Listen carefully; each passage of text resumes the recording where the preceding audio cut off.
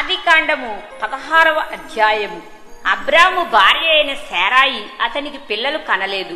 ఆమెకు హాగరు అను ఐగుప్తీయురాలైన దాసి ఉండెను. కాగా శారాయి, ఇదిగో నేను పిల్లలు కనకుండా యెహోవా చేసి ఉన్నాడు, నీవు దయచేసి నా దాసితో పొమ్ము, ఒకవేళ ఆమె వల్ల నాకు సంతానము కలుగవచ్చునని అబ్రాముతో చెప్పెను. అబ్రాము శారాయి మాట వినెను.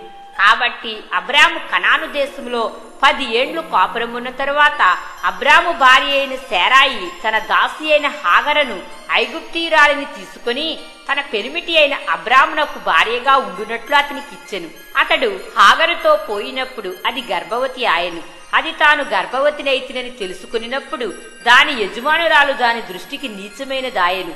అప్పుడు శారాయి, నా ఉసురు నీకు తగులును, నేనే నా దాసిని నీ కౌగిటికి ఇచ్చిన తరువాత తాను గర్భవతినైతినని తెలుసుకునినప్పుడు నేను దాని దృష్టికి నీచమైన దాననైతిని, నాకును నీకును యెహోవా న్యాయము తీర్చునుగాక అని అబ్రాముతో అనెను. అందుకు అబ్రాము, ఇదిగో నీ దాసి నీ చేతిలో ఉన్నది, నీ మనసు వచ్చినట్లు దాని చేయుమని శారాయితో చెప్పెను.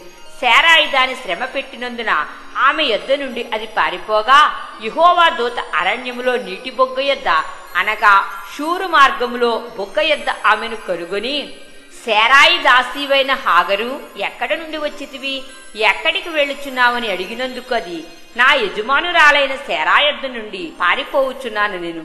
అప్పుడు యెహోవా దూత, నీ యజమానురాలి యొద్దకు తిరిగి వెళ్లి ఆమె చేతి క్రింద అణిగి ఉండుమని దానితో చెప్పెను. మరియు యెహోవా దూత, నీ సంతానమును నిశ్చయముగా విస్తరింపచేసెదను, అది లెక్కింప వీలు లేనంతగా విస్తారమవునని దానితో చెప్పెను. మరియు యెహోవా దూత, ఇదిగో యెహోవా నీ మొరను వినెను, నీవు గర్భవతి అయి ఉన్నావు, నీవు కుమారుని కని అతనికి ఇష్మాయేలు అని పేరు పెట్టుదువు. అతడు అడవిగాడిద వంటి మనుష్యుడు, అతని చెయ్యి అందరి చేతులు అతనికి విరోధముగా ఉండును, అతడు తన సహోదరులందరి ఎదుట నివసించునని దానితో చెప్పగా అది, చూచుచున్న దేవుడవు నీవే అని పేరు తనతో మాట్లాడిన యెహోవాకు పెట్టెను. ఏలయనగా నన్ను చూచిన వాణ్ణి నేనిక్కడ చూచితిని కదా అని అనుకునేను. అందుచేత ఆ నీటి బొగ్గకు బేయేర్ లహాయి రోయి అని పేరు పెట్టబడెను. అది కాదేశుకును బెరెదుకును మధ్య ఉన్నది. తరువాత హాగరు అబ్రామునకు కుమారుని కనెను. అబ్రాము ఆగరు కనిన తన కుమారునికి ఇష్మాయేలును పేరు పెట్టెను. హాగరు అబ్రామునకు ఇష్మాయేలును కనినప్పుడు అబ్రాము 86 ఏండ్ల వాడు.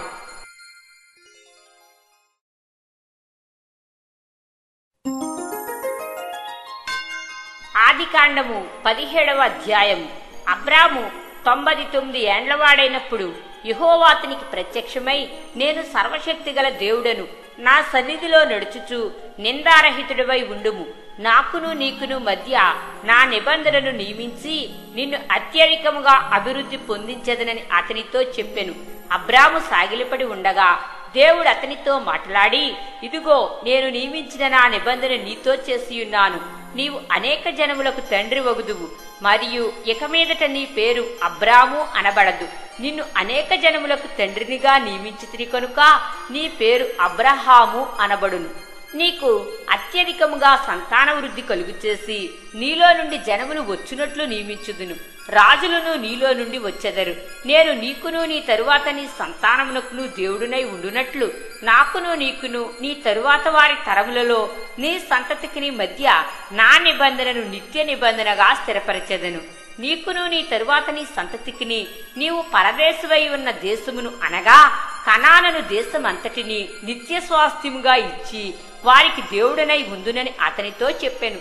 మరియు దేవుడు, నీవు మాత్రమే కాక నీ తరువాత వారి తరములలో నీ సంతతియు నా నిబంధనను గైకొనవలెను. నాకును నీకును నీ తరువాత నీ సంతతికి మధ్య మీరు గైకొనవలసిన నా నిబంధన ఏదనగా, మీలో ప్రతి మగవాడును సున్నతి పొందవలెను, మీరు మీ గోప్యాంగ చర్మమున సున్నతి పొందవలెను, అది నాకు నీకు మధ్యనున్న నిబంధనకు సూచనగా ఉండును. 8 దినముల వయసు గలవాడు అనగా నీ ఎంట పుట్టినవాడైనను నీ సంతానము కాని అన్యుని యొద్ద వెండితో కొనబడినవాడైనను మీ తరములలో ప్రతి మగవాడు మీలో సున్నతి పొందవలెను. నీ ఎంట పుట్టినవాడును నీ వెండితో కొనబడినవాడును తప్పక సున్నతి పొందవలెను. అప్పుడు నా నిబంధన మీ శరీరమందు నిత్య నిబంధనగా ఉండును. సున్నతి పొందని మగవాడు అనగా ఎవని గోప్యాంగ చర్మమున సున్నతి చేయబడదో అట్టివాడు తన జనులలో నుండి కొట్టివేయబడును. వాడు నా నిబంధనను మీరి ఉన్నాడని అబ్రహాముతో చెప్పెను. మరియు దేవుడు, నీ భార్య అయిన శారాయి పేరు శారాయి అనవద్దు, ఏలయనగా ఆమె పేరు శారా. నేనామెను ఆశీర్వదించి ఆమె వల్ల నీకు కుమారుని కలుగ చేసేదను. నేనామెను ఆశీర్వదించదను. ఆమె జనములకు తల్లి అయి ఉండెను. జనముల రాజులు ఆమె వల్ల కలుగుదురని అబ్రహాముతో చెప్పెను. అప్పుడు అబ్రహాము సాగిలపడి నవ్వి, 100 ఏండ్లవానికి సంతానము కలుగునా? 90 ఏండ్ల సారా కనునా అని మనస్సులో అనుకొనెను. అబ్రహాము, ఇష్మాయేలు నీ సన్నిధిని బ్రతుకును అనుగ్రహించమని దేవునితో చెప్పగా, దేవుడు, నీ భార్య అయిన శారా నిశ్చయముగా నీకు కుమారుని కనును. నీవు అతనికి ఇస్సాకు అని పేరు పెట్టుదువు. అతని తరువాత అతని సంతానము కొరకు నిత్య నిబంధనగా నా నిబంధనను అతనితో స్థిరపరిచెదను. ఇష్మాయేలును గూర్చి నీవు చేసిన మనవి నేను వింటిని. ఇదిగో, నేనతనిని ఆశీర్వదించి అతనికి సంతానాభివృద్ధి కలుగు చేసి అత్యధికముగా అతన్ని విస్తరింపచేసెదను. అతడు 12 మంది రాజులను కనును. అతనిని గొప్ప జనముగా చేసెదను. అయితే వచ్చు సంవత్సరము ఈ కాలమందు శారా నీకు కనబోవు ఇస్సాకుతో నా నిబంధనను స్థిరపరచెదనని చెప్పెను.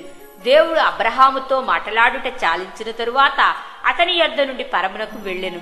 అప్పుడు అబ్రహాము తన కుమారుడైన ఇష్మాయేలును, తన ఎంట పుట్టిన వారిని అందరినీ, తన వెండితో కొనబడిన వారిని అందరినీ, అబ్రహాము ఇంటి మనుషులలో ప్రతి వానిని పట్టుకొని దేవుడు తనతో చెప్పిన ప్రకారము ఆ దినమందే వారి వారి గోప్యాంగ చర్మమును సున్నతి చేసెను. అబ్రహాము గోప్యాంగ చర్మము సున్నతి చేయబడినప్పుడు అతడు 99 ఏండ్లవాడు. అతని కుమారుడైన ఇష్మాయేలు గోప్యాంగ చర్మము సున్నతి చేయబడినప్పుడు అతడు 13 ఏండ్లవాడు. ఒక్క దినమందే అబ్రహామును అతని కుమారుడైన ఇష్మాయేలును సున్నతి పొందిరి. అతని ఇంట పుట్టిన వారును, అన్యుని యొద్ద వెండితో కొనబడిన వారును, అతని ఇంటిలోని పురుషులందరినూ అతనితో కూడా సున్నతి పొందిరి.